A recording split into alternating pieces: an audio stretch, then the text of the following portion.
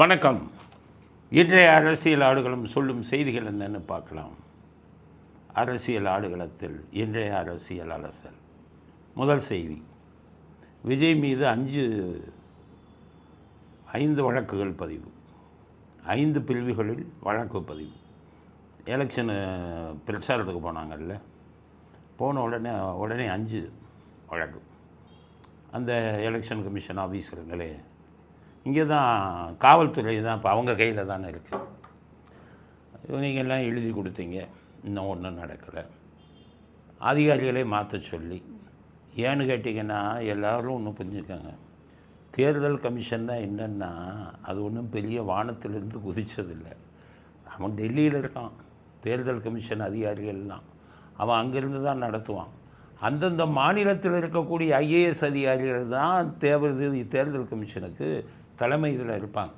கீழே இருக்கிற தாசில்தார் இவங்கெல்லாம் வந்துக்கிட்டு தான் அதிகாரிகள், கலெக்டரு, தாசில்தார் இவங்கெல்லாம். அப்போ இந்த தடவை என்ன வித்தியாசமாக நடக்குதுன்னா, ஒவ்வொரு தடவையும் தேர்தல் வந்துட்டு ஐஏஎஸ் ஆஃபீஸர் மனசாட்சி பார்த்துருவான். இப்போ தேர்தல் வந்துடுச்சு, ஆளுங்கட்சியை நம்ம பார்க்கக்கூடாது, அதுவும் தோக்க போகிற ஆளுங்கட்சி பார்க்கக்கூடாது, விவரம் தெரிஞ்சோம் அப்படி தான் பார்ப்பான். அப்போ என்ன பண்ணுவான், ரொம்ப நியாயம் ஏதோ அதை தான் பண்ணுவான். இந்த தடவை தேர்தல் கமிஷனுக்கு போட்ட அதிகாரிகளை அங்கே கூட இருக்கிற ஐஏஎஸ் அதிகாரி திமுகவுக்கு வேண்டியவன்லாம் எதையுமே செயல்பட விட மாட்டேங்கிறான். அவங்கள பயமுறுத்துகிறான், இவங்கள மாற்றாத, இவங்களை இது பண்ணாதன்னு. தமிழ்நாடு தேர்தல் கமிஷனை திமுகவும் ஸ்டாலினும் இந்த அதிகாரிகளும் கையில் போட்டுக்கிட்டு மிரட்டிக்கிட்டு இருக்காங்க. அதனால் அவங்க எந்த நடவடிக்கையும் எடுக்க முடியலை. வழக்கு பதிவு அவங்க இஷ்டத்துக்கு பண்ணுறாங்க காவல்துறை. தேர்தல் கமிஷன் என்ன பண்ணுறது? சரி, இப்போ உதயவீர் கேட்குற. அதுக்கப்புறம் நான் என்ன சொல்கிறேன், இந்த மாதிரி அதிகாரிகளுக்கு, பெரிய கட்சிகளுக்கு சொல்கிறேன், 4 பேர் நான் கம்ப்ளைண்ட் எழுதி நான் விடவே மாட்டேன். இந்த அதிகாரிகள் யாரையும் நான் கடைசி வரை விட மாட்டேன். ஏன்னு கேட்டிங்கன்னா, மனசாட்சிக்கு எதிராக எவ்வளவு போடுறாங்களோ அந்த அதிகாரிகளை கடைசி வரை விட மாட்டோம். சட்டத்தின் முன்னாடி கொண்டாந்து நிறுத்திடுவேன். எதுலையாச்சும் ஒரு வழக்கில் கொண்டு வந்துடுவேன். இப்போவே வழக்கில் சேர்த்துருக்கேன், அது வெடிக்கிறதுக்கு கொஞ்சம் நாள் ஆகும். எங்கெங்கே இது இருக்கோ அதெல்லாம் நாங்கள் விட மாட்டோம். ஆனால் நீங்கள் பெரிய கட்சி, நீங்கள் என்ன பண்ணுறீங்க, கம்ப்ளைண்ட்டை தலைமை தேர்தல் ஆணையர், இந்திய தலைமை தேர்தல் ஆணையருக்கு கம்ப்ளைண்ட் பண்ணுங்கள். அங்கே ஃபோன் இருக்குது, அவங்களுக்கு இமெயில் இருக்குது, எல்லாத்துலேயுமே இமெயில் அனுப்புங்க. இங்கே இவ்வளவு அக்கிரமம் பண்ணுறாங்க, இங்கே எல்லாம் ஒன்றா சேர்ந்துக்கிட்டு அதிகாரிகளை மாற்ற விடாமல் இவர்களே பண்ணுறாங்க, இவர்களுக்கு வேண்டிய அதிகாரிகள் வச்சுக்கிட்டு எங்கள் மேலே வழக்கு போடுறாங்க, பாதுகாப்பு ஒழுங்காக கொடுக்குறது இல்லைன்னு சொல்கிறாரு அவங்க கட்சியை சேர்ந்த ஆதவ அர்ஜுனா. எங்களுக்கு பாதுகாப்பு கொடுக்குறது இல்லை ஒழுங்காக அப்படின்னு. இதெல்லாம் அங்கே எழுதுங்க, இங்கே பொம்மை தான், இங்கே இருப்பவர்கள்லாம் பொம்மை. இவர்களை வச்சுக்கிட்டு பாவம் ஒரு பெண் அதிகாரி இருக்காங்க, அவங்கள பயமுறுத்திடுவாமல்லாம். இங்கே பூரா பயமுறுத்தி என்ன இது பண்ணாது. எவ்வளோ நாளைக்கு 40 நாளைக்கு ஆடுவான், அவ்வளோதானே. அதுக்கப்புறம் எங்கே போவாங்க அவங்கெல்லாம். அதனால் நான் உங்களுக்கு என்ன சொல்கிறேன், விஜய் கட்சிக்கு கம்ப்ளைண்ட் அங்கே எழுதுங்க, அங்கே இமெயில் போடுங்க, அங்கே ஃபோனில் பேசுங்க. இங்கே இருக்கக்கூடிய அதிகாரிகள் தூங்கி கொண்டு இருக்கிறார்கள், எங்களுக்கு உரிய பாதுகாப்பு இல்லைன்னு போடுங்க. அப்போ ஆதவர்ஜுன் என்ன சொல்கிறாரு, எம்ஜிஆர் ஜெயலலிதா மாதிரி நான் எங்களுக்கும் பண்ணுறாங்கங்கிறாரு. எம்ஜிஆர் ஜெயலலிதாவுக்கு பண்ணது இது எக்ஸ்ட்ரீம். ஏதோ உங்ககிட்ட அது கருணாநிதி பண்ணது, ஸ்டாலினுக்கு அதெல்லாம் தெரியாது, அவ்வளோ விஷயம்லாம் தெரியாது. அதனால் அவருக்கு தெரிஞ்ச வர பண்ணுறாரு. ஏன்னா எம்ஜிஆருக்கு பண்ணது உங்கள் ஜனநாயகன் படத்தை ரிலீஸ் பண்ண விடாமல் தள்ளி போட்டுருக்கான், அவ்வளோதான். ஆனால் எம்ஜிஆருக்கு உலகம் சுற்றுவாளிவன் வந்ததை தீ வச்சு நெகட்டிவை கொளுத்துறதுக்கே பெரிய கூட்டம் வேலை செஞ்சது. அவர் தனி மனிதன், அப்போ எவ்வளோ கஷ்டப்பட்டுருப்பார் சொல்லுங்கள். அதே மாதிரி காவல்துறையே கையில் வச்சுட்டாங்க. இந்த காவல்துறை அப்போ இருந்து முன்னாடி ஐஜி ஷனாயின்னு ஒருத்தர் இருந்தார். அந்த ஐஜி ஷனாய் எப்படின்னா, அண்ணாதுரையை கைது பண்ணிட்டு வராங்களாம். நான் அப்போல்லாம் சின்ன பிள்ளைங்க காவல்துறையில் சொன்னது, அண்ணாதுரையை கைது பண்ணிட்டு வராங்க. கைது பண்ணிட்டு வரும்போது இந்திய எதிர்ப்பு போராட்டம். அப்போ ஐஜி ஷனாய் தன்னுடைய கையில் இருந்த லத்தியை அண்ணாதுரை தோளில் துண்டு போட்டிருந்தார். தோளில் இருக்கிற துண்டை ஜெயிலுக்கு போகும்போது துண்டு போடக்கூடாதுன்னு ஜெயிலில் தோளில் இருக்கிற துண்டை எடுத்தான். அப்போ கருணாநிதி துள்ளுனார், உன்னை என்ன பண்ணுறேன் பார், அவனை என்ன பண்ணுறேன் பார் அப்படின்னா. உடனே சரி, அவர் கண்டுக்கவே இல்லை, கூட்டிகிட்டு போனாங்க. ஆனால் அதே அண்ணாதுரை திரும்பி வந்த உடனே அதே ஐஜியை போட்டார். ஏன்னு கேட்டிங்கன்னா, அப்போ அவர் சொன்னது, இவர் காங்கிரஸுக்கு ஆதரவாலாம் நடக்கலை, ஜெயில் ரூல்ஸ் படி துண்டு போட்டு போடக்கூடாதுன்னு இருக்குது. அவர் கடமையை தான் செஞ்சுருக்காரு. அவர் வந்து இந்த ஜால்ரால் அடிக்கிற ஆள் இல்லை. ஏன்னா விஷயம் இருந்தால் ஜால்ரா அடிக்க மாட்டான், நல்லா புரிஞ்சுக்காங்க. காவல்துறை அதிகாரி விஷயம் தெரியலன்னா காலில் விழுங்குறதை தவிர வேறு வழி இல்லை. பல பேர் பார்த்துருக்கு. கமிஷனராக இருந்தவங்கெல்லாம் யூனிஃபார்ம் போட்டு கருணாநிதி வீட்டில் மாடிக்கு போய் கீழே தொப்பியை கழட்டி வச்சுட்டு காலில் விழுந்து கும்பிட்டு டெய்லி 9-9:30 மணிக்கு காலில் விழுந்து கும்பிட்டு வரக்கூடிய கமிஷனருங்கள் எல்லாம் நான் பார்த்துருக்கேன். பேர் சொல்ல விரும்புகிறேன். ஸோ தரம் குறைஞ்சி போச்சு. திறமை இல்லாதவர்கள் அப்படி தான் விழுவாங்க. அதனால தான் நான் என்ன சொல்கிறேன்னு கேட்டிங்கன்னா, இப்போ இருக்கக்கூடிய அதிகாரிகள்லாம் இது பண்ணுவாங்க. நீங்கள் பாருங்கள், ஆட்சி மாற்றம் வந்த உடனே இதே அதிகாரிகள் அந்த பக்கம் போய் காலில் விழுவாங்க. அவங்களுக்கு வேண்டியவங்களாகிடுவாங்க. உங்களை ஏமாத்துறது. நீங்களே இன்றைக்கி இருந்து அட்டூழியம் பண்ணுற சில அதிகாரிகளை ஒரு வேளை நீங்கள் ஆட்சிக்கு வந்தால் நீங்களே வந்து அவர்களுக்கு நல்ல பதவி கொடுக்குற மாதிரி உங்களை பிரெயின் வாஷ் பண்ணிடுவாங்க. எடப்பாடியவே பிரெயின் வாஷ் பண்ணிடுவாங்க. ஸோ அதனால் அதிகாரிகள் என்ன வேணாலும் பண்ணுவாங்க. அது தன்னுக்கு பதவி கிடைக்கிறதுனா என்ன வேணாலும் பண்ணுவாங்கங்கிற நிலைமை பேர். அதனால் எம்ஜிஆருக்கு வச்சு கொளுத்த சொன்னான். அவர் பாவம் பாம்பேக்கு போய் ராஜ்கபூர்னு பிரபல டைரக்டர் இருந்தார். அவர்கிட்ட போய் விஷயத்த சொன்ன ராஜ்கபூர் சொன்னார், இங்கே வரான்னு நான் பார்க்குறேன்னு சொல்லி அங்கேயே அந்த உளவு சுற்றும் வாலிபனை நெகட்டிவ் எல்லாம் அவன் எடுத்து கலர் ப்ராசஸிங் பண்ணி பத்திரமாக அவர் கையில் ஒப்படைச்சார். அப்போ எடுத்துகிட்டு வரும்போது போலீஸ்காரனா பாதுகாப்பு கொடுத்தான். போலீஸ்காரனை பாதுகாப்பு கூப்பிடவே இல்லை எம்ஜிஆர். ஏன்னா கூப்பிட்டா அவனே தீய வச்சு கொடுத்துருவான். அதனால் எம்ஜிஆர் என்ன பண்ணார், 10 ஸ்டண்ட் மாஸ்டர்களை, அவருக்கு விசுவாசமாக இருந்த ஸ்டண்ட் மாஸ்டர்களை பாம்பேயில் இருந்த அந்த பொட்டியை தூக்கிட்டு வந்து மதுரையில் இறக்கி ஒரு போலீஸ் வரல. அந்த 10 ஸ்டண்ட் மாஸ்டர்களும் போலீஸ் வேடிக்கை பார்த்துக்கிட்டு இருக்கான் தியேட்டர் வாசலில். உள்ளே ஒன்று அந்த இறங்கி அந்த படத்தை ரிலீஸ் பண்ணாங்க. எவ்வளோ கஷ்டப்பட்டுருப்பார். அந்த கஷ்டத்தில் அது ஆதவர்ஜுன்னு சொல்லிங்களே, எம்ஜிஆர் கொடுத்த கஷ்டம், அந்த அவ்வளவு கஷ்டங்கள் நீங்கள் படலை. இன்னும் இருக்குது உங்களுக்கு நிறையா. ஜெயலலிதா மாதிரி கஷ்டத்தை கொடுத்தாங்க. ஜெயலலிதா அவருக்கு ஜெயலலிதாவுக்கு இவங்க கொடுத்த தொந்தரவு மாதிரி 10ல் 1 பங்கு கூட உங்களுக்கு கொடுக்குற தெரிஞ்சுக்கங்க. ஏன்னா ஜெயலலிதாவை கொலை செய்வதற்கு எப்படி திட்டம் திட்டினாங்க இந்த குரூப் அப்படின்னு சொல்லி ஆறுமுகசாமி ஆணையத்தில் இவங்க சசிகலா பிரமாண பத்திரம் ஃபைல் பண்ணியிருக்காங்க. அதில் பாண்டிச்சேரிக்கு போகும்போது இவங்க காரை லாரி ஏற்றி எப்படி கொலை பண்ணுறதுக்கு முயற்சி செஞ்சாங்கன்னு வாக்குமூலமாக கொடுத்துருக்காங்க சசிகலா. ஸோ அதெல்லாம் கம்பேர் பண்ணும்போது இன்னும் உங்கள்கிட்ட அந்த அளவுக்கு வரலை. ஆனால் தொந்தரவு கொடுப்பாங்க. இது யாரும் கருணாநிதி இருந்திருந்தா வேறு விஷயங்கள், உங்களுடைய பண பிரச்சனை நான் டீட்டெயிலாக சொன்னால் ஸ்டாலின் அதே ஆயுதத்தை விஜய்க்கு எதிராக எடுத்துடுவார். அதனால் பண விஷயத்தில் கூட கருணாநிதியாக இருந்தால் நிறைய தொந்தரவு கொடுத்துருப்பாங்க. அதனால் இந்த தொந்தரவுலாம் சாதாரணம். உங்கள் மேலே வழக்கு போட்டுருக்காங்கன்னா இதுவரை கேள்விப்பட்டிருக்கீங்களா? தேர்தல் கமிஷன் தேர்தல் நடக்கும்போது நடந்த விதிமுறைகளை மீறியதற்காக யாராச்சும் ஜெயிலுக்கு போனது கேள்விப்பட்டிருக்கீங்களா? அது வெத்துக்காய் தான். அந்த தேர்தல் டைமில் போடுறது எல்லாமே வெத்துக்காய் தான். தேர்தலில் முறைகேடு நடந்து போச்சு, தேர்தல் செல்லாதுன்னு கேஸை போட்டாலே 10-20 வருஷம் ஆகும். சைதை துரைசாமி போட்டார் ஸ்டாலின் தேர்தல் செல்லாதுன்னு. ஒரு எலெக்ஷனே முடிஞ்சு இன்னொரு எலெக்ஷன் முடிஞ்சிருச்சு. இதுவரை வழக்கு நடந்துக்கிட்டு இருக்குது. சிதம்பரம் தேர்தல் செல்லாதுன்னு ராஜகண்ணப்பன் போட்டார், இன்னும் தீர்ப்பு வரல. அதனால் இவங்க போட்டது இந்த தேர்தல் பிரச்சாரம் விதிமுறைகளை மீறியதெல்லாம் சும்மா வெத்துக்காய் தான். அதனால் ஒன்றும் ஆகாது. இதை பார்த்து பயந்துடாதீங்க. இந்த கூட்டத்தோட இதெல்லாம் நான் அப்பப்போ உங்களுக்கு சொல்கிறேன், அதை ஃபாலோ பண்ணிக்கோங்க. இந்த தேர்தல் ஆரம்பித்தோடனே ஷார்ட்ஸ் போடுவோம்.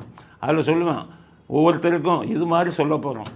என்னென்ன பண்ணக்கூடாது, நீங்கள் திமுககாரன் எப்படி வருவான், என்ன கேட்பான், நீங்கள் என்ன பண்ணணும் என்ன பண்ணக்கூடாதுங்கிறத டெய்லி ஷார்ட்டாக போட போகிறோம். பொதுமக்கள் ஃபுல்லாக பார்த்துக்கோங்க. நான் சொல்கிறது அப்படியே ஃபாலோ பண்ணுங்கள், உங்களை ஏமாற்ற முடியாது. அந்த மாதிரி தாரக மந்திரம் நிறைய இருக்குது. எனக்கு தெரியும் எல்லா தாரக மந்திரமும். அதனால் இந்த மாதிரி வழக்கு போடுறது, பாதுகாப்பு ஆளுங்களை கொடுக்காமல் இருக்கிறதெல்லாம் அவங்க எப்போவும் செய்கிறது. இதெல்லாம் நீங்கள் எதிர்கொண்டு தான் இந்த எலெக்ஷனை நீங்கள் ஃபேஸ் பண்ண முடியும் அப்படிங்கிறது விஜய்க்கு செய்தியாக சொல்ல விரும்புகிறோம். அடுத்தது, ஸ்டாலின் சொத்து கணக்கு கொடுத்தது முழு செய்தி இன்றைக்கி வந்திருக்கு. நேற்று லேசாக சொன்னோம். என்னென்னு கேட்டிங்கன்னா, மொத்த சொத்து அவருக்கு சொல்லிட்டார் 6 கோடி ரூபா தான்ப்பா எனக்கு மொத்த சொத்து. அப்போ இந்த துபாய்க்கெல்லாம் 5000 கோடி கொண்டு போனீங்கன்னு இவர் அண்ணாமலை சொன்னார். அது அவர்கிட்ட போய் கேளுங்கன்ட்டு. 6 கோடி தான் என் சொத்து. காரே எனக்கு இல்லை. இவர் வர்ற காரு ரேஞ்ச் ரோவர்னு கார், அது 2 கோடி. அந்த காரை பாருங்கள்.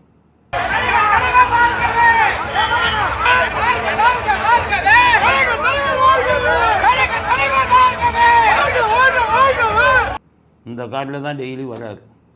இது யார் காருன்னு சொல்ல மாட்டேங்கிறாரு. அது வேலை 2 கோடி. ஆனால் என்ன சொல்கிறாரு, எனக்கு கார் இல்லைன்ட்டு 2 கோடி காரில் வர்றாரு. வாடகைக்கு எடுத்துருக்காரா சொல்ல மாட்டேங்கிறாரு. பையன்காரா, முன்னாடி பையன்கார மாதிரி அதுவும் சொல்ல முடியும். ஏன்னா பையன் இது வச்சுருக்காரு. அவர் ரொம்ப ரொம்ப காஸ்ட்லியான கார் அவர் வச்சுருக்கார், BMW. அது 2 கோடி. அதில் தான் அவர் வருவார். இவர் ரேஞ்ச் ரோவர். ஆனால் கேட்டால் எனக்கு சொந்தமாக கார் இல்லை. அப்போ நீங்கள் வைத்திருக்கும் கார் அது எனக்கே தெரியாது, வீட்டு வாசலில் இன்றைக்கி எடுத்துகிட்டு வந்துடு அப்படின்னு சொல்லுவார். அப்புறம் 6 கோடி தானே சொத்து, என்னென்ன சொத்துன்னு கேட்டாங்க. அதில் எழுதியிருக்கார், அந்த பிரமாண வாக்கு இதில் எழுதியிருக்கார், பிரமாண பத்திரத்தில் எலெக்ஷன் கமிஷனில் எனக்கு வேலைச்சேரியில் ஒரு வீடு இருக்குது சொல்லிட்டாரு. அது 5000 சில்லற ஸ்கொயர் ஃபீட். 5000 சில்லற என்ன உள்ளது, 5800 என்னமோ சொல்கிறாரு. அப்படின்னா 2 கிரவுண்டும் 1000 ஸ்கொயர் ஃபீட், 2.5 கிரவுண்டு வேலைச்சேரியில். அது என்ன விலை அப்படின்னா, வேலைச்சேரியில் நான் சொல்கிறேன்ல, வேலைச்சேரியில் ஒரு கிரவுண்டு 5 கோடி ரூபா இன்றைக்கி மார்க்கெட் படி. அப்போ 2.5 கிரவுண்டுனா உங்களுக்கு என்ன, 10 கோடி, 17 கோடி, 15 கோடி, 15 கோடி 2.5 கிரவுண்ட், 15 கோடி. அதில் இவருக்கு 50% தானா, 50% மனைவிக்கான். 50%னாலே 14 கோடி, 15 கோடி, 7 கோடி வருது இவருடைய பங்கு. ஆனால் அந்த வீடு மதிப்பை போடுறாரு, 15 லட்சம் மதிப்பு உள்ள வீடை 1 கோடியே 87 லட்சம் தான் சந்தை மதிப்புப்படி. ஸ்டாலின் அவர்களே, 1 கோடி 87 லட்சம், 2 கோடி கொடுத்து ஆளை ரெடியாக கூட்டிகிட்டு வரேன் நான். அந்த வீடை கொடுத்துட்றீங்களா 2 கோடிக்கு? எலெக்ஷன் கமிஷன் இழிச்சவன்னு சொல்லி அவனுக்கு முன்னாடி 15 கோடி விலையுள்ள வீடை 1 கோடியே 80 லட்சம்னு காமிச்சாங்க. எலெக்ஷன் கமிஷன் எங்கே கண்டுக்க போகிறேன்? இதுதான் வேலைச்சேரியில் எனக்கு இருக்கிற சொத்து.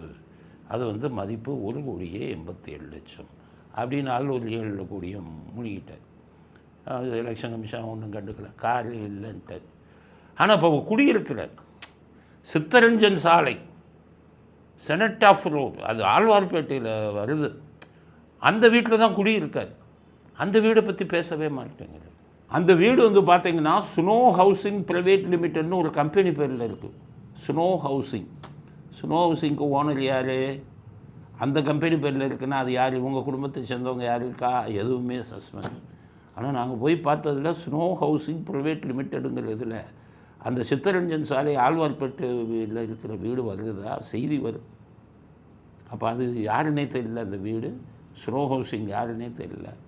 அது எத்தனை கோடி மதிப்பாகுமோ அதை ஒன்றும் கண்டுக்கலை. முன்னாடி இவர் அங்கேயே தான் குடியிருந்தார், உதயநிதி, சித்தரஞ்சன் சாலையில் அவர் குடி. அப்புறம் அது பத்தலை அப்படின்ட்டு அவர் ஈசிஆருக்கு போயிட்டார். அது பல கோடி. அவர் ஈசிஆர் சன் அவென்யூன்னு ஒரு இடம் இருக்குது, சன்ஷைன் அவென்யூ, அங்கே போயிட்டார். அது எத்தனை கோடி. கோபாலபுரத்தை கண்டுக்காமல் விட்டாங்க. கோபாலபுரம் அவங்க அப்பா இடம் இல்லை, அதை ஆஸ்பத்திரி ஆக்குறேன்னாங்க. எந்த காலத்தில் ஆஸ்பத்திரி ஆக்குறது? அவர் கருணாநிதி செத்தே 9 வருஷம் ஆச்சு. ஆஸ்பத்திரி ஆக்குவேன்னாங்க, இன்றைக்கி வர ஆகலை. அது யார் கணக்கில் இருக்குது? அது இவர் கணக்கில் இவருக்கு இது வருது, அதை பற்றி ஒன்றும் இல்லை. ஆக சொத்து கணக்கை காமிக்கிறதுல எவ்வளவு ஒரு விஐபியாக மாற்றினா கண்டுக்க மாட்டான். இது சாதாரண எம்எல்ஏ போட்டால் 1008 கேள்வி கேட்பான். அதனால் எலெக்ஷன் கமிஷனை எவ்வளோ ஏமாற்றணுமோ ஏமாற்றி விட்டார் ஸ்டாலின் அப்படிங்கிறத நீங்கள் தெரிஞ்சுக்கணும். அதனால் ஸ்டாலின் அவர்களுக்கு என்னுடைய வேண்டுகோள், அந்த வேலைச்சேரி வீடு 1 கோடி 87 லட்சங்கிறீங்கல்ல, நான் 2 கோடிக்கு ஆளை கூட்டிகிட்டு வரேன், அது கொடுக்க ரெடியான்னு சொல்லுங்கள் அப்படிங்கிறது ஸ்டாலினை பற்றின செய்தி. இன்றைக்கி இருக்கக்கூடிய முக்கியமான செய்தி. ஜெயலலிதா அவர்களுக்கு ஹைதராபாத்தில் ஒரு வீடு இருக்குது. இந்த ஹைதராபாத்தில் இருந்த வீடுக்கு வரி கட்டலை. வரினா கார்பரேஷன் வரி கட்டலை 3-4-5 வருஷமாக. அந்த கார்பரேஷன், ஹைதராபாத் கார்பரேஷன் வீடை சீல் வச்சுட்டான்.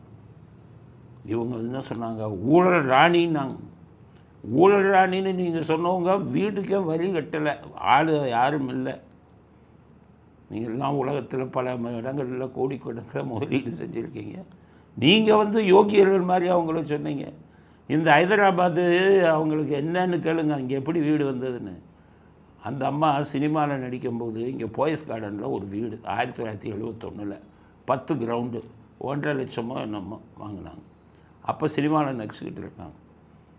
அப்போ சினிமாவில் நடித்து அந்த பணத்தில் வச்சு இங்கே ஒரு வீடு வாங்கினாங்க.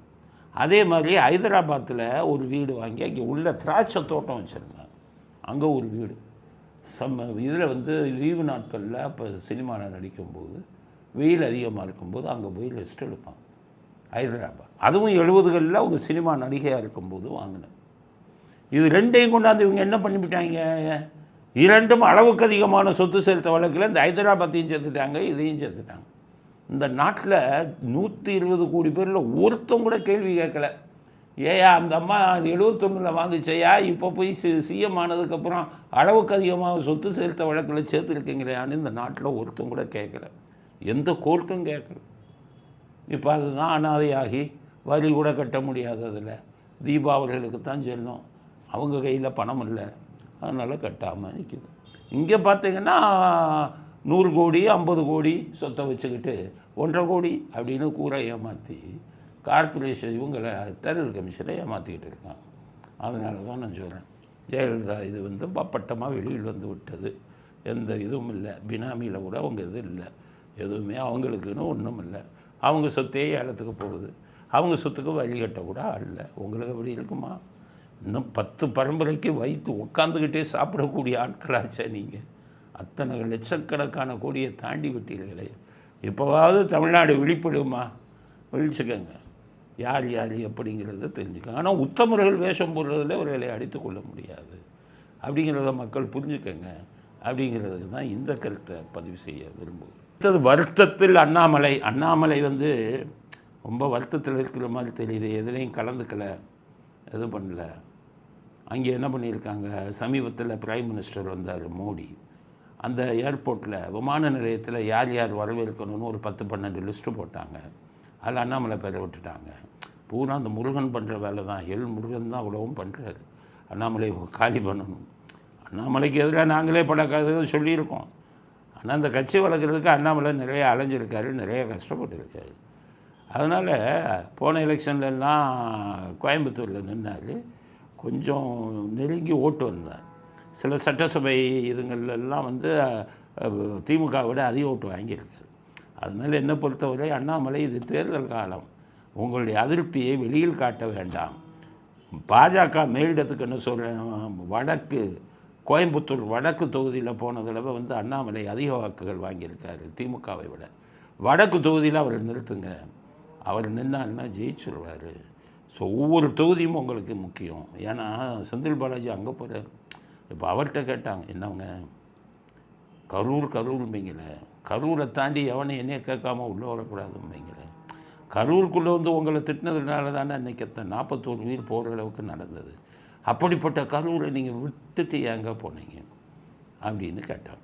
அதில் இன்னொருத்தர் கேட்டார், ஒருவர், நீங்கள் இலவசமாக நிறையா கொடுத்தீங்களாம்ல கரூரில், அதை வந்து மக்கள் எல்லாம் வேணான்னு திருப்பி அனுப்பிட்டாங்க, வாங்க மாட்டேன்ட்டாங்களாம்ல. இதை புரிஞ்சுக்கிட்டு நம்ம ஜெயிக்க முடியாதுன்னு தெரிஞ்சுக்கிட்டு தான் நீங்கள் கோயம்புத்தூர் போனீங்களாம்ல அப்படின்னு கேட்குறான். அதுக்கு அவர் என்ன கதை சொல்கிறார் இல்லையா, அதெல்லாம் இல்லைப்பா. போன தடவை கோயம்புத்தூரில் 10 தொகுதியிலையும் திமுக தோற்று போச்சு. அதை உடைக்கணுங்கிறதுக்காகத்தான் நான் கோயம்புத்தூருக்கு போகிறேங்கிறது. உடைங்க எவ்வளோ உடைக்கிறீங்கன்னு பார்க்குறோம். கோயம்புத்தூர் தெற்கு சாதாரண தொகுதியா? உங்களுடைய அலசல் சரியில்லையே. கோயம்புத்தூர் தெற்கை பற்றி தெரியுமா? அங்கே இருக்கிறவங்கெல்லாம் படித்தவன் ஸ்விங்கிங் ஓட்ஸ்னு சொல்லுவாங்க. அதாவது கமிட்டட் ஓட்ஸ், ஸ்விங்கிங் ஓட்ஸ் அப்படின்னு. சில தொகுதியில் பார்த்தீங்கன்னா போன தடவை திமுகவுக்கு எவ்வளோ போட்டான்னா அதே தான் இந்த தடவையும் போடுவான். அதிமுகவுக்கு எவ்வளோ ஆகும், அப்போ மாற்றியே போட மாட்டான். வேறு கட்சியை யோசிப்பான், கம்யூனிஸ்டாக அவனுக்கு தான் போடும். ஆனால் கோயம்புத்தூர் தெற்கு படித்தவங்க அதிகம் இருக்குது. ஸ்விங் ஆகும் ஓட்டு, மாற்றி போடுவான். போன தடவை வானதி சீனிவாசன் நிற்கிறார். பிஜேபிக்கு சாதகமான தொகுதி கோயம்புத்தூர் தெற்கில் வானதி சீனிவாசன் நிற்கிறார். கமலஹாசன் புதுசாக கட்சியை தொடங்கி கோயம்புத்தூர் தெற்கில் போட்டி போடுறார். வெறும் 900 ஓட்டில் தான் தோத்தார் கமலஹாசன். எவ்வளோ ஓட்டு மாறி விழுந்திருக்கு பாருங்க. அப்போ அந்த மக்கள் சிந்திப்பாங்க, மாற்றி கூட நல்லா படித்தவன் விவரமானவனா போடுவான். அங்கே போய் நீங்கள் நின்னீங்கன்னா எப்படி ஓட்டு போடுவான்? அவன் தான் படித்தவன், ரொம்ப விவரமானவன். அதனால் நீங்கள் நிற்கிறது வந்து மோசமான தொகுதி. வடக்கில் போனீங்கன்னா கோயம்புத்தூர் வடக்கு அதை விட மோசம். அதனால் தவறான தொகுதியை நீங்கள் தேர்ந்தெடுத்திருக்கீங்க. எங்களுடைய இதுபடி, சர்வே கணக்குப்படி அது உங்களுக்கு பாதகமான தொகுதி. அந்த தொகுதியில் நீங்கள் தோல்வியை சந்திப்பதற்குத்தான் வாய்ப்பு அதிகம். ஏன்னு கேட்டிங்கன்னா இதை நினச்சி போயிருப்பீங்க, சார் அதெல்லாம் போச்சு, 75 லட்சம் போயிடுச்சு, அதில் கோயம்புத்தூர் தெற்கில் எவ்வளோ போச்சுன்னு உங்களுக்கே தெரியும். அதனால் நீங்கள் வந்து கோயம்புத்தூருக்கு ஏதோ கரூர்லையாச்சும் நின்று தான் கொஞ்சம் நெருக்கத்தில் தோற்றுருப்பீங்க. ஆனால் கோயம்புத்தூர் தெற்கில் அதிக வித்தியாசத்தில் தோக்க போகிறீங்கன்னு எங்களுடைய சர்வே சொல்லுது. அதனால் நீங்கள் வந்து செய்த தவறுக்கு உங்களுக்கு தண்டனையாக கோயம்புத்தூர் தெற்க தேர்ந்தெடுத்திருக்கீங்க அப்படிங்கிறது தான் அடுத்த கட்ட செய்தி. ஸ்டாலின் காரை மறைத்து தேர்தல் படை, பறக்கும் படை வந்து அப்படி பரிசோதனை பண்ணாங்க.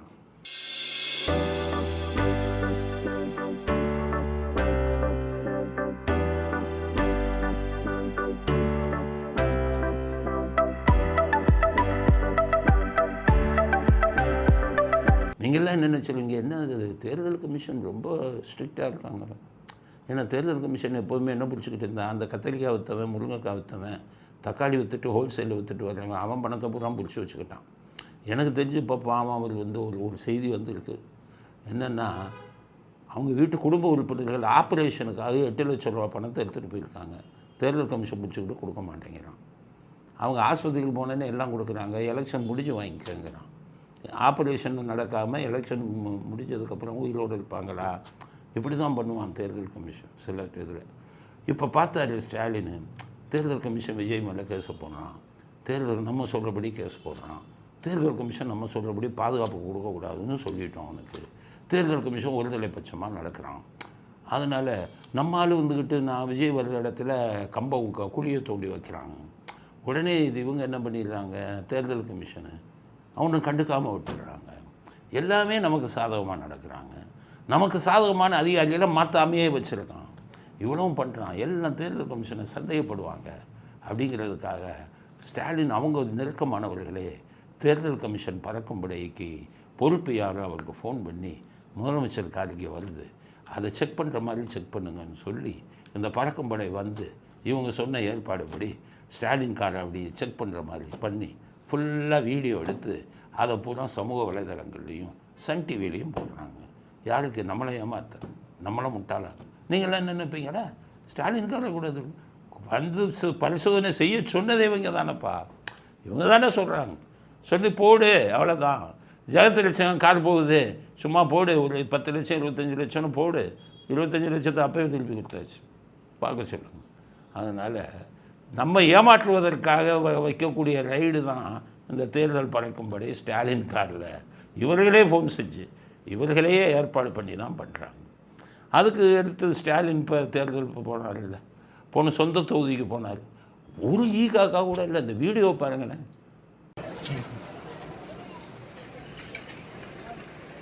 தமிழகத்தின் நிரந்தர முதல்வர், இவ்வளவு மோசமாக இருக்க ஒரு முதலமைச்சருக்கு, அதுவும் சொந்த தொகுதியில் திருவாரூர் சைடு தான் போயிருக்கு. ரொம்ப கேவலமாக போச்சு இந்த வீடியோ பார்த்தீங்கன்னா. ஒரு ஆள் இல்லை. அப்புறம்தான் இந்த வீடியோ பார்த்தோன்னே இவர் அலர்ட் ஆகிட்டார் உதயநிதி.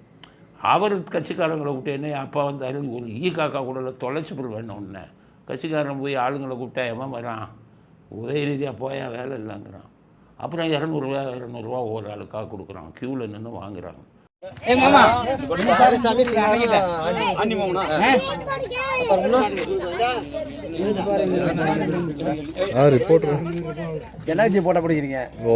காசு கொடுக்குறாங்க அப்படின்னு அர்த்தம். வாங்கிட்டு உதயநிதிக்கு கொண்டு போய் அந்த இதை வந்து கூட்டத்தை கூட்டி காண்பித்து கொண்டு இருக்கிறார். எலெக்ஷன் டைமில் பாருங்கள், ரொம்ப அங்கே போய் என்னென்னத்தையோ பேசுகிறார். இந்த எழுதி கொடுத்ததே உதயநிதிக்கு வேறு பேச தெரியாது. நீட்டை போய் அங்கே போய் பேசுகிறார். அவனா கேட்குறான், என்ன சார் நீட்டு என்னாச்சுன்னு கேட்குறான். அதான் அந்த பாஜகக்காரன் தான் கொண்டு வராமல் இருக்கான். நாங்கள் எங்கள் இந்தியா கூட்டணி ஜெயிச்சிருந்தா கொண்டு வந்திருப்போம், பாஜகக்காரன் சேர்ந்ததுனால பாருங்கள் இந்தியா கூட்டணி ஜெயிக்கட்டும் அப்படிங்கிறது. ஆனால் அந்த இதை கொண்டு வந்ததே, நீட்டை கொண்டு வந்ததே அவங்க காங்கிரஸும் இவங்களும் தான். காங்கிரஸ் ஆட்சியில் இருக்கும்போது நீட்டை கொண்டு வந்தது காங்கிரஸ் ஆட்சியில் இருக்கும்போது திமுக வேடிக்கை பார்த்துக்கிட்டு இருந்தது. இப்போ வந்து இதானதுக்கப்புறம் பாஜக மேலே பழகி போட்டு பேசவும் தெரியல, என்னென்னத்தையோ பேசுகிறாரு. நீட்டை பற்றி ஒன்றும் தெரியலன்னா சும்மா இருக்க வேண்டியது தானே. மறுபடியும் இவங்களையே பேசுகிறாரு. ஜாடிக்கேற்ற மோடி எடப்பாடி, மோடி என்ற ஜாடிக்கேற்ற மோடி எடப்பாடி, எல்லா மீட்டிங்லேயும் இதுதான். ஒரே இதை திருப்பி படிச்சுக்கிட்டு இருக்கு. என்னையா ஜாடிக்கேற்ற மோடி, ஜாடிக்கேற்ற மோடி, உங்களை விடையா ஜாடிக்கேற்ற மோடி இருக்கும். யார் யார் காலி ஆகணுமோ அவங்களுக்கு ஏற்ற ஜாடிக்கேற்ற மோடி மாதிரி காலில் போய் விழுகிறவங்க நீங்கள் மறுபடியும் கிண்டல் அடித்து வேறு ஏதாச்சும் எழுதி கொடுக்க சொல்லுங்கள். அவங்க பேசுகிறதுக்கு நிறைய இருக்குது, எழுதி கொடுக்க சொல்லுங்கள், அப்புறம் நீங்கள் பேசுங்கிறது தான் உதயநிதிக்கு சொல்கிறேன். ரொம்ப இதில் இருக்கார். இவங்க கனிமொழி வந்தோன்னே அவருக்கு ரொம்ப டென்ஷன் ஆகி போச்சு. கனிமொழி பார்த்துக்கிறேன்டா அவங்களான்னு இருக்காங்கண்ணா. என்னை போட்டு நீ இங்கேயே அடிச்சுக்கிட்டு இருக்கியா, நீ எம்பி ஆக்கி இங்கே வந்துக்கிட்டு 30,000 கோடி 40,000 கோடின்னு கொள்ளையடிப்பீங்களா? நான் என் பையனையும் என்னுடைய கணவரையும் சிங்கப்பூரில் போய் தங்க வச்சு சிங்கப்பூர் சிட்டிசன் ஆக சொல்லிவிட்டு நான் மட்டும் இங்கே தனியாக தங்கியிருக்கேன். பணத்தை புதுசாக சம்பாதிக்க முடியலை என்னால். எம்பியை நாக்கா வலிக்கிறது. முன்னாடி இருந்தது பதவி இருந்தது, ஆர்ஆர்எஸ்ஸாக இருந்தார், எங்கள் அப்பா இருந்தார், 2Gன்னு வந்தது, போய் சிங்கப்பூரில் சேர்த்துட்டேன். இப்போ இந்த 5 வருஷமாக ஒரு வருமானம் இல்லையா? இல்லை நீங்களும் உங்கள் மகனும் மட்டும் அடிச்சுக்கிட்டு இருக்கீங்களே, அதனால நான் இங்கே வரான்னா இன்னும் உள்ளே விட மாட்டேங்கிறீங்களா அப்படின்னு சபதம் போட்டுருக்காராம். எலெக்ஷனுக்கு அப்புறம் நிறையா வேலை அவர் பண்ணுவாருன்னு நினைக்கிறேன். அதனால எம்பியாக இருக்கிறவங்களுக்கெல்லாம் எம்எல்ஏ மேலே ஆசை வந்துருச்சு. எம்பியாக இருக்கிறவங்கெல்லாம் எம்எல்ஏ வந்தால் மந்திரி ஆகிடலாம். இவர் இப்படின்னா திருமாவளவன் அவர் எம்எல்ஏக்கு நிற்கிறார். எம்பியாக இருந்து எம்எல்ஏ நடந்தால் அப்போ எம்பிக்கு தேர்தல் நடக்குமே, அது அப்புறம் பார்த்துக்கலாம். ஏங்க எம்பியாக நிற்கிறீங்கன்னு கேட்குறாங்க. எம்எல்ஏ ஆகணும்னு ஆசை. ஆனால் நெருங்கிய வட்டாரத்தில் சொல்லிக்காரு, ஒரு தடவையாச்சும் நான் துணை முதலமைச்சர் ஆகணும். இந்த தடவை மெஜாரிட்டியே ஆளுக்கு இல்லைன்னு வைங்க, நான் 3 எம்எல்ஏ 4 எம்எல்ஏ வச்சு துணை முதல்வர் வாங்கி ஒரு தடவையாச்சும் அனுபவிக்கணும் அப்படின்னு இருக்கேன். நான் வாரிசு அரசியல்லாம் எதுக்கிறது இல்லை, அதெல்லாம் சும்மா பேருக்கு சொல்லுவோம். இருந்தால் எங்கள் அக்கா பொண்ணுக்கு எம்எல்ஏ கொடுத்துட்டேன், மந்திரி வந்தால் எங்கள் அக்கா பொண்ணு மந்திரி ஆக்கி விட்டுருங்க. அதனால் நாங்கள் எல்லாம் வாரிசுக்கு எதிரானவர்கள் அல்லன்னு அக்கா பொண்ணையே வந்துக்கிட்டு எம்எல்ஏ ஆக்கிட்டேன். அதனால் திருமாவளவனுக்கும் மந்திரி ஆகணும், கொள்ளை அடிக்கணும், நம்மளும் போய்கிட்டு 1 லட்சம் கோடியை சம்பாதிக்கணும் அப்படிங்கிற எண்ணம் வந்துடுச்சு கனிமொழிக்கு வந்த மாதிரி. அதனால தான் 2 பேரும் ஒருத்தவங்க எம்எல்ஏ கேட்டாங்க. இவர் எம்எல்ஏவாகவே நிற்கிறார் காட்டு மன்னார் கோயிலில். நேரம் ஜெயலலிதா இருந்தால் போட்டு தோக்கடிச்சிருவாங்க. இதே சிதம்பரத்திலே அப்படியே செங்கோட்டையனை வச்சு லேப்டாப்லேயே வச்சு தோக்கடிச்சாங்க. 1.5 லட்சம் ஓட்டு எங்கேயா போச்சுன்னு கேட்டார் திருமாவளவன் ஜெயலலிதா பண்ணதில். இப்போ எங்கே அந்த மாதிரி காட்டு மன்னார் கோயிலெலாம் அவர் தோற்கடிப்பது ரொம்ப ஈஸி. கணக்கு இருக்குது, அந்த கணக்கை போடுறதுக்கு ஆள் இல்லை. இந்த கணக்கை எப்படி போடணுன்னு உங்களுக்கும் தெரியாது. அதனால் திருமாவளவன் போன்றவர்கள் எம்எல்ஏ ஆகி மந்திரி ஆனாலும் ஆகலாம், அவர் கனவுப்படி துணை முதலமைச்சர் ஆனாலும் ஆகலாம். அப்படிங்கிறது திருமாவளவன் எம்எல்ஏக்கு போட்டியிடுகிறாருங்கிறது அதன் மூலம் அந்த செய்தி. இத்துடன் இன்றைய அரசியல் ஆடுகளம் நிறைவு பெறுகிறது. மீண்டும் நாளை புதிய செய்திகளுடன் உங்களை சந்திக்கிறோம். நன்றி, வணக்கம், ஜெயந்த்.